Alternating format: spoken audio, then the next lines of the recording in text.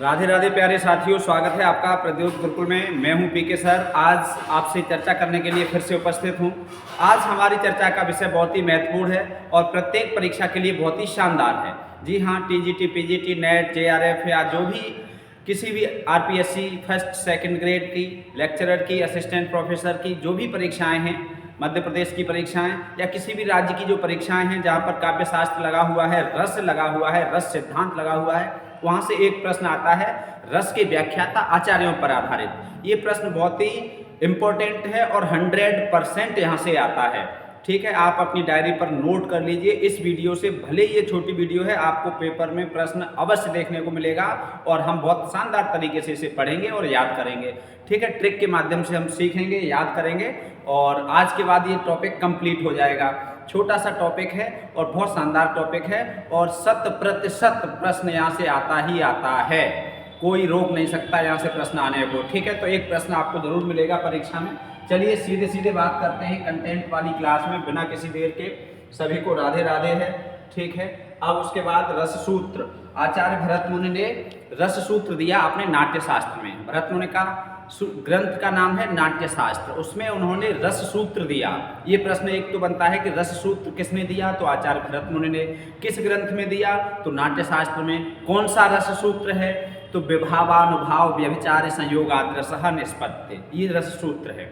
विभावानुभाव व्यभिचार संयोगाद्रसः निष्पत्ति, ये आपको याद होना चाहिए। तो विभावानुभाव व्यभिचार संयोगाद्रसः निष्पत्ति, इस पर एक प्रश्न ये भी बनता है कि इसमें कितने शब्द आए हैं, इस रस सूत्र में कितने शब्द आए हैं। तो ये रस सूत्र हमने यहाँ लिखा है विभाव, दूसरा है अनुभाव, तीसरा है व्यभिचारी भाव और ठीक है, चौथा है संयोग रस निष्पत्ति। ठीक है, विभाव, अनुभाव, व्यभिचारी भाव के संयोग से रस की निष्पत्ति होती है। कितने शब्द हो गए, 1 2 3 4 5 6। अब यहाँ पर ये पूछा जाता है कि मुख्यतः पूछा जाता है कि रस सूत्र में कौन सा शब्द नहीं आया है या किसका वर्णन नहीं है। तो उसमें मुख्यतः प्रश्न ये आता है, जैसे विभाव, विकल्पी जो रहते हैं विभाव, दूसरा अनुभाव, ठीक, तीसरा संचारी भाव और चौथा स्थायी भाव। ये प्रश्न आता है बार बार। ठीक है, तो किसका निम्नलिखित में से किसका वर्णन रस सूत्र में नहीं है, तो विभाव का है, ये है विभाव। ठीक, दूसरा अनुभाव का है, देखो ये है अनुभाव, ये अनुभाव है। तीसरा संचारी भाव को ही व्यभिचारी भाव कहते हैं, तो व्यभिचारी भाव ये है। यहाँ हमने संचारी लिख दिया है, यहाँ व्यभिचारी कर सकते हो। ठीक है, कौन सा कर सकते हो, व्यभिचारी। ठीक है, अब ये देखो व्यभिचारी बिल्कुल सूत्र के अनुसार हो गया। अब बचा एक, अर्थात स्थायी भाव। स्थायी भाव का इसमें कई वर्णन नहीं है। तो ये पहले तो इसका अर्थ समझ लो, विभाव, अनुभाव और व्यभिचारी भाव के संयोग से रस की निष्पत्ति होती है। विभाव, अनुभाव और व्यभिचारी भाव के संयोग से रस की निष्पत्ति होती है, ये इसका हिंदी अर्थ। विभाव, अनुभाव और व्यभिचारी भाव के संयोग से रस की निष्पत्ति होती है। अब देखो ये जो संयोग शब्द है, यहाँ पर बिंदु लगना चाहिए। ये जो संयोग शब्द है और ये निष्पत्ति शब्द है, इन पर बहुत आपत्तियां हुई, इनके अर्थ पर बहुत आपत्तियां हुई। अलग अलग विद्वानों ने अलग अलग अर्थ माने। मुख्यतः 11 लोगों ने इस पर अपनी खूब विशेष चर्चा की है और उनमें भी विशेष 4 लोग ऐसे हैं, 4 विद्वान ऐसे हैं जिन्होंने अपना मत दिया, इस रस सूत्र को स्पष्ट किया, इसका अर्थ स्पष्ट किया, इसे सरल बनाने की कोशिश की। भरत मुनि ने तो सूत्र लिख दिया, अब इसका अर्थ क्या है, इसे क्या समझा जाए, निष्पत्ति का अर्थ क्या समझा जाए, संयोगाद्रस का, इसका संयोगाद का अर्थ क्या समझा जाए, इस पर अलग अलग मत हैं। तो ये 4 मतों में से एक मत कम से कम परीक्षा में एक प्रश्न आता है, कई बार एक से अधिक प्रश्न भी आते हैं। चलिए, तो रस सूत्र के व्याख्याता मुख्यतः कितने हैं, तो आप बताएंगे 4। कौन कौन से हैं, भट्ट लोल्लठ, भट्ट शंकुक, भट्ट नायक और अभिनव गुप्त, चारों हैं। निम्नलिखित में से कौन सा नहीं है, तो ऐसा प्रश्न एक कई बार आया है, तो 4 में से 3 दे देगा और चौथा दूसरा नाम दे देगा। ठीक है, तो चारों नाम आपको याद होना चाहिए, भट्ट लोल्लठ, ठीक है, शंकुक, आचार्य भट्ट नायक और अभिनव गुप्त। अब इनका समय देखा जाए तो ये 9वीं सदी के माने जाते हैं और ये दोनों 9वीं सदी के हैं। ये 11वीं सदी के हैं, ये 11वीं सदी के हैं। ठीक है, क्रम से लगे हुए हैं। अगला है इनका दर्शन कौन सा है, तो भट्ट लोल्लट का जो दर्शन है वो मीमांसा दर्शन है, ठीक है। और भट्ट लोल्लट का सिद्धांत है, इसे उत्पत्तिवाद कहा जाता है। क्या कहा जाता है सिद्धांत को? उत्पत्तिवाद। बहुत आता है, सबसे ज़्यादा क्या आता है?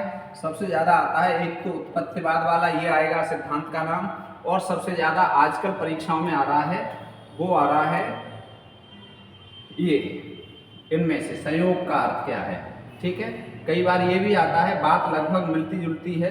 तो ये तीन चीज़ें तो आपको बहुत विशेष रूप से तैयार करनी है। बाकी ये बोर्ड पे लिखा हुआ है, एक प्रश्न पक्का, कम से कम एक क्वेश्चन, ठीक। चलिए, तो 9वीं शताब्दी में भट्ट लोल्लट मीमांसा दर्शन से प्रभावित थे और उत्पत्तिवाद, आरोपवाद या उपचयवाद आदि इसके नाम हैं, ठीक है। संयोगवाद का अर्थ इन्होंने उत्पाद्य उत्पादक संबंध माना है। क्या माना है? उत्पाद्य उत्पादक संबंध माना है, ठीक है। वेरी इंपॉर्टेंट है ये वाला कॉलम, ये भी इंपॉर्टेंट है ये वाला, ठीक है। IMP लिखे दे रहा हूँ। अब क्या है? और निष्पत्ति शब्द का अर्थ इन्होंने माना है उत्पत्ति या उत्पन्न होना। इन्होंने क्या माना है? निष्पत्ति का अर्थ क्या है? इस शब्द का अर्थ है निष्पत्ति, अर्थात उत्पत्ति या उत्पन्न होना। रस की अवस्थिति इन्होंने अनुकार्य में मानी है, जो कार्य करने वाला होता है, नायक आदि, राम आदि जो नायक हैं उनमें रस होता है, ऐसा इन्होंने माना है। कला में वस्तु सिद्धांत इन्होंने दिया है, कला में वस्तु सिद्धांत, ये विशेष बात है, ठीक है। दूसरा है आचार्य शंकुक 9वीं सदी के माने जाते हैं और ये न्याय दर्शन पर आधारित इनका सिद्धांत है, न्याय दर्शन से प्रभावित थे, ठीक है। अनुमितिवाद इनके सिद्धांत का नाम है, जो बहुत पूछे जाते हैं। ये वाला कॉलम आप विशेष रूप से याद रखेंगे, सिद्धांत का नाम बहुत पूछा जाता है, ठीक है। तो अनुमितिवाद इनके सिद्धांत का नाम है। और जो संयोगवाद का अर्थ है वो है अनुमाप्य और अनुमापक, अनुमाप्य और अनुमापक, ठीक। अगला है, इन्होंने निष्पत्ति शब्द का जो अर्थ माना है वो माना है अनुमिति। निष्पत्ति का अर्थ क्या है? अनुमति। इनके अनुमिति, और इनका अर्थ क्या था? उत्पत्ति। इस शब्द का अर्थ इन्होंने ये माना है और इस शब्द का अर्थ इन्होंने ये माना है, ये अंतर है। अनुकर्ता, नट आदि जो अभिनय करते हैं, अनुकरण करते हैं, इनमें माना है रस की अवस्थिति होती है। और चित्र तुरंग न्याय ये पूछा जाता है कौन से संबंधित है, तो इन्होंने ही शुरुआत की है इसकी, ठीक। भट्ट नायक बहुत पूछा जाता है। नायक 11वीं सदी के थे, सांख्य दर्शन से प्रभावित थे। इनके दर्शन का नाम सांख्य है और इसे भुक्तिवाद या भोगवाद कहते हैं। भुक्ति या भोग एक ही बात होती है, भोग करना या भुक्ति, ठीक है, उपभोग करना। भोज्य भोजक संबंध बहुत आया है, देखो, भोज्य भोजक संबंध, और पिछले असिस्टेंट प्रोफेसर में पूछा था व्यंज व्यंजक संबंध, ठीक है। तो भोज्य भोजक संबंध, ये उत्पाद्य उत्पादक संबंध, ये भोज्य भोजक वाला और ये व्यंग्य व्यंजक वाला बहुत पूछा जाता है। तो इन्होंने निष्पत्ति का अर्थ क्या माना है? भुक्ति या भोग। और इन्होंने रस की अवस्थिति प्रेक्षक में मानी है। और इन्होंने दिया है साधारणीकरण का सिद्धांत, वेरी इंपॉर्टेंट, बहुत पूछा गया है, ठीक है, वेरी इंपॉर्टेंट है। साधारणीकरण किसने दिया है? तो भट्ट नायक ने। अब है अभिनवगुप्त, ये 11वीं सदी के थे, शैव थे, ठीक है। शैव दर्शन से प्रभावित अभिव्यक्तिवाद इन्होंने सिद्धांत दिया है। और इन्होंने संयोगवाद का अर्थ व्यंज व्यंजक माना है। अभिव्यक्ति इन्होंने निष्पत्ति का अर्थ अभिव्यक्ति माना है। और रस की अवस्थिति मानी है सहृदय में, ठीक है, सहृदय पाठक जो होता है या दर्शक होता है उसमें। और रसानुभूति से संबंधित इन्होंने सिद्धांत दिया है, ठीक है, रसानुभूति। अब देखते हैं आगे, एक ट्रिक के माध्यम से हम देखते हैं कि ट्रिक के माध्यम से हम कैसे याद करेंगे, ठीक है। तो ट्रिक बहुत साधारण है, हमने यहाँ लिख रखी है, आप ऊपर सब देख चुके हैं। और देखो, आपको ट्रिक भी दिखाई दे और लिखे हुए सिद्धांत भी दिखाई दे, ऐसे करे ले रहे हैं इसे, ठीक है। चलो, अब देखो ट्रिक ये है, बहुत शानदार ट्रिक है, जो वेरी इंपॉर्टेंट ट्रिक है, आपको याद कराएगी, ठीक। ट्रिक में क्या है? लट का आरोप है, लट, पहली लट का आरोप है, ठीक है। किसी का भी नाम है लट, वैसे तो लट होती है बालों की, लेकिन लट का आरोप है। लट ने ये आरोप लगाया, क्या आरोप लगाया लट ने?